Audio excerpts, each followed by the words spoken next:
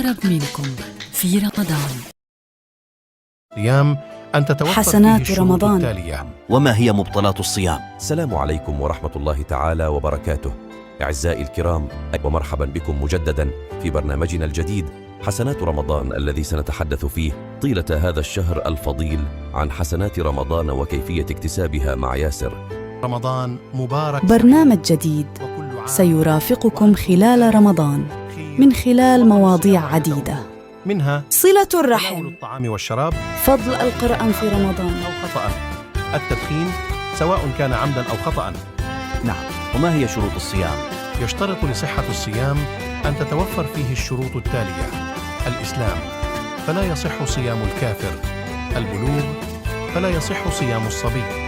لصلة الرحم في شهر رمضان مع ضيفنا ياسر. ياسر، هو فضل شهر رمضان.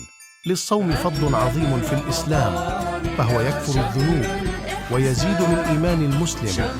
بطل الصيام عدة أمور، منها هي: أو ما هو فضل شهر رمضان؟ حسنات رمضان يوميا بعد الإفطار على 6:50 على الشاملة TV. تجمعنا رمضان كريم.